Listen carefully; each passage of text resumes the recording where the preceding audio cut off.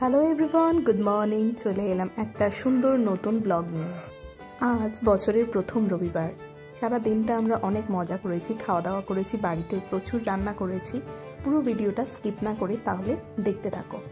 আজকে খুব সকাল সকাল আমরা তিনজনে উঠে পড়েছি আর এখন জিদান করছে ব্রেকফাস্ট। আজকে ওকে দিয়েছি স্ক্র্যাম্বলড এগ আর ম্যাশড বানানা। আমাদের কিছু গ্রসারি কেনার আছে, সেই জন্য আমরা একটু বাইরে গেলাম।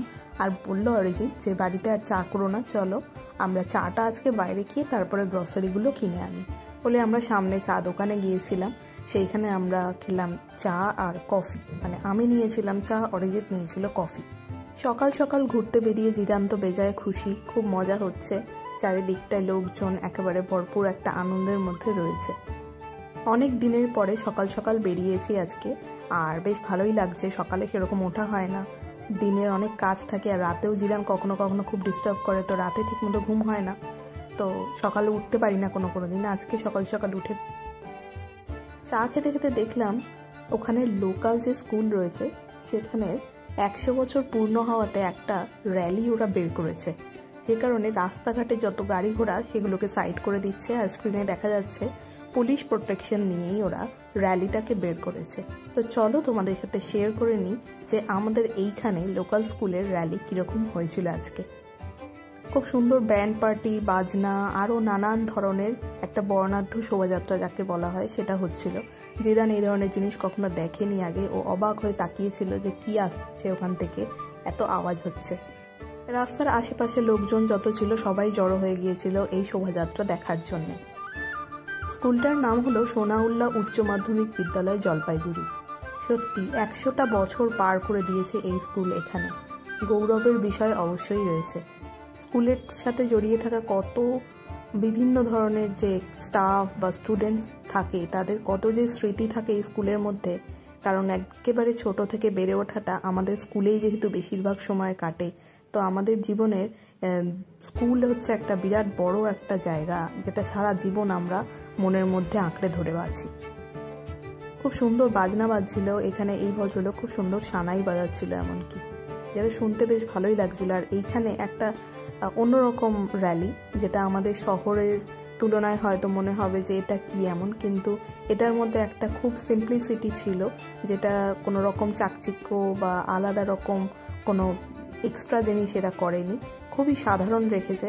কিন্তু যেহেতু এটা 100 বছরের, কিন্তু এটা সাধারণের মধ্যেও অনেক অসাধারণ দেখতে লাগছিল আমাদের কাছে। প্রথমে ছোট বাচ্চারা যাচ্ছিল, তারপরে একে একে বড় বাচ্চারা পেছনের দিকে রয়েছিল। সুন্দর করে ওরা লাইন দিয়ে যাচ্ছিল, সাথে ওদের টিচার্সও ছিল এবং অন্যান্য ক্লার্করাও ছিল, তারা গাইড করছিল। আর এই দেখুন ছোট্ট স্বামীজি দৌড়ে দৌড়ে যাচ্ছে, কারণ ওর যে লাইনটা ছিল সেটা সামহাও মিস হয়ে গেছে, তো ওকে ওর মা ধরে ধরে এগিয়ে নিয়ে যাচ্ছে সামনের দিকে। এগুলো দেখতে দেখতে আমাদের স্কুলের কথাও আমাদের খুব মনে পড়ছিল। আমার স্কুলেও যখন 50 বছর পূর্ণ হয়েছিল, আমরাও এরকম র্যালিতে হেঁটেছিলাম, তো সেই দিনের কথাই মনে পড়ে যাচ্ছিল। স্কুলের কথা তো কোনোদিনও ভোলাই যায় না। র্যালিটা অনেক বড় ছিল, আর এই সময় রাস্তা ব্লক করে ওরা যাচ্ছিল বলে তো বিভিন্ন জায়গাতে একটু ট্রাফিকেরও প্রবলেম হয়েছিল, যেহেতু এটা খুবই ছোট্ট একটা শহর।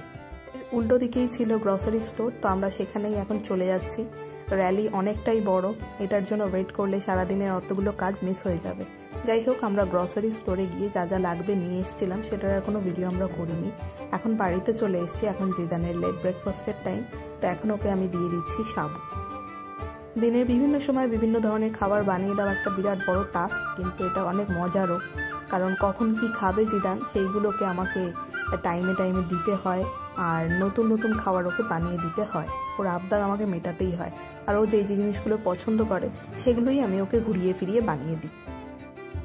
ওকে তো আমি খেলতে দিয়ে দিয়েছি, একা একাই সুন্দর বাজনা বাজিয়ে খেলছে, বাসনপত্র নিয়ে, ওর পুতুল নিয়ে। একার সংসার ওর, আবার আমি ওর সাথে মাঝে মধ্যে যোগদান করি। খেলতে খেলতে ওর এখন সময় হয়ে গেছে জুস খাওয়ার। ওর টাইমটা তো মিস করা যাবে না, কাজের ফাঁকে যতই থাকি না কেন, কিন্তু এগুলো মনে করি আমাকে টাইমে টাইমে দিতে হয়। আর ইদানিং ও খুব দুষ্টুমি করছে, ও কোনোভাবেই ফিডারে ও খাবে না জুস, ও এইভাবেই খাবে, তো আমি ওকে এইভাবেই খাইয়ে দিচ্ছিলাম। ওর তো জুস খাওয়া হয়ে গেল, এবারে আমরা ভাবলাম একটু আমাদের জন্য কিছু ব্রেকফাস্ট বানিয়ে নিই, তারপরে লাঞ্চের দিকে যাব। এই বলে সমস্ত রকম যে শীতের সবজি সেগুলো দিয়ে সুন্দর করে একটু ম্যাগি বানিয়ে নিয়েছি। এটাকে আমি ফ্রাই করেছি, আর এটা আমি গরম গরম সার্ভ করেছি কেচাপ দিয়ে। ব্রেকফাস্ট তো করে নিলাম, এবারে চলছে রান্নার প্রিপারেশন, মানে দুপুরের রান্না কি হবে। আজকে আমরা ঠিক করেছি দুপুরে খাবো কড়াইশুঁটির কচুরি, আর সাথে আমি বানিয়েছিলাম গরম গরম আলু ফুলকপি দিয়ে যে একটা ডালনা, সেটা গায়ে গায়ে মাখা মাখা ঝোল থাকবে সেই রকম। আর আমি পুর বানিয়ে নিয়েছিলাম, সাথে আমি আটার ডোটাও মেখে রেখে দিয়েছিলাম, আর তরকারিটাও করেছিলাম। এখন অরিজিতের কাজ হচ্ছে তার মধ্যে পুর ভরেছে ও, আর এখন এগুলোকে বেলে এক এক করে ও ফ্রাই করে নিচ্ছে। ছুটির দিন সারাদিন বাড়িতে থাকবো, কিছু না করে তো আর বসে থাকা যায় না, তো ভাবলাম এইভাবেই আমরা আনন্দ করি। একটু একটু করে কাজ ভাগ করে নিয়েছি। আমি ওইদিকে জিদানকে স্নান খাওয়ানো করাচ্ছিলাম, আর এইদিকে ও এই দুপুরের যে খাবার সেটা প্রিপারেশনও করে নিল।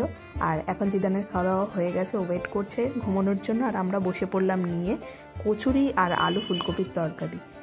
দিল্লিতে এতটাই ঠান্ডা পড়তো যে আমরা সবসময় প্রেফার করতাম দুপুরবেলায় খাওয়ার এই ধরনের ভারী খাবারগুলো, আর তা না হলে যেদিন রাতে হতো সেদিন 8টার মধ্যে আমরা খেয়ে নিতাম, কারণ এই ধরনের খাবার খেয়ে শোয়ার পরে ভীষণ বদহজম হয়, যে কারণে আমাদের দুপুরবেলাতেই আজকে খাওয়া হয়ে গেল। অভ্যেসটা যেটাই রয়ে গেছে, দিল্লিতে এইরকম সময়তেই আমরা খেতাম।